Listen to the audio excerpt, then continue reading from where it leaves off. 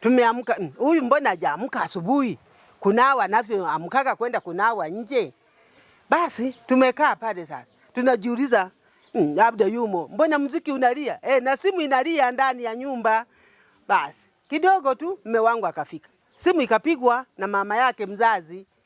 Anasemaje, jamani, nauliza kijana wangu yuko hapo kwenu. Anaendaga Nyarugusu. Kasema huyu ngoja nimuamshe. Nikatoka huko, nikaenda kupiga mlango. Hodi, hodi, hodi hapa. Kimya. Hodi hapa. Jamani, mbona unaliza tu muziki wewe ufungui mlango wakati tunakuita? Mzazi wako anakuhitaji. Anakuita Mwanza huko. Fungua mlango. Naona kimya. Nikaona hamna, niamke, niende wapi? Kwa barozi. Nikaenda kwa barozi. Barozi, mimi mpangaji wangu mlango afungui. Ila juzi alikuwepo. Alifagia na uwanja, lakini jana sikumuona. Lakini leo namuamsha, haamki, na mzazi wake anamuhitaji, anamuita. Basi tukatoka huko na barozi. Tukaenda nyuma ya dirisha. Pasua dirisha tuangalie mtu yuko wapi. Hatumuoni kitandani.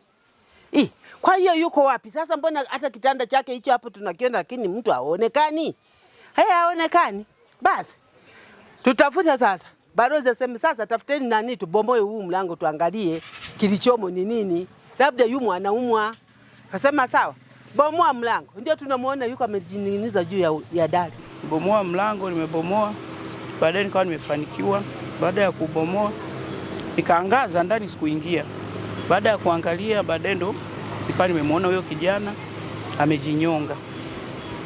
Baada ya kumuona amejinyonga, kabidi sasa nimpigie simu mwenyekiti. Ambia mwenyekiti, tukio liliopo huko kijana tayari ameshajinyonga. Kusema kwamba eti kujinyonga, sidhani kama hiyo ni sehemu moja ya kuondoa tatizo. Kwa kweli mimi sijapenda.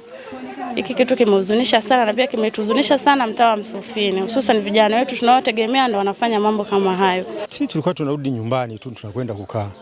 Au unamueleza mzazi wako ya kwamba nina shida fulani fulani. Alafu mzazi anakusaidia.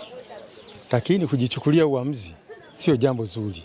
Mimi ningewashauri kwamba yani hata kama una kitu cha aina gani kinachokuumiza sana, kinachokusibu, jaribu kukaa karibu na wenzio. Ujaribu kukaa kuwaelezea, labda kama uwezi kuwaambia wazazi labda wako mbali, ujaribu kuongea na vijana wenzio kwamba kuna 1 2 3 huenda kuna kitu wanaweza wakakushauri. Kwa sababu matukio kama hayo yanakuja pale ambapo unakaa unajitenga tenga, yani kitu kinakukuta wewe unakaa ni wewe kama wewe.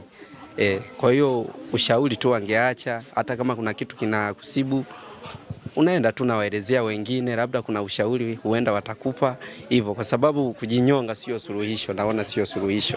Kwa sababu ukiwa na jambo tu mwenyewe ukajitafutia majawabu, mwisho wa siku ndio unaweza kufikia maamuzi ambayo unaathiri wale unaowaacha. Kwa sababu inawezekana hana watoto lakini ana mama yake mzazi kama alivyosisitiza tu zile pesa. Lakini hata baadhi ya ndugu wale ndio unawaacha katika mazingira ambayo ni ya unyonge na huzuni kubwa. Kwa hiyo ni vizuri pale unapokuwa na jambo ambalo linakutataniza, shirikisha watu na ukubali kuzungumza. Na kuepuka kufanya maamuzi hayo ambayo kimsingi yanawaacha watu na maswali mengi.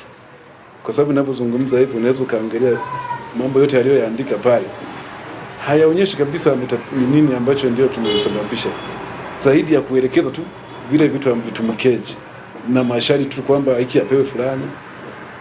Kwa mfano amesema simu apewe, sio alikuwa na mchumba wake, umenielewa? Na mimi nitamuona tu, kwa sababu tutajitahidi kuambia wale ndugu wote waliotaja pale kabla tutakabidhi vitu tu.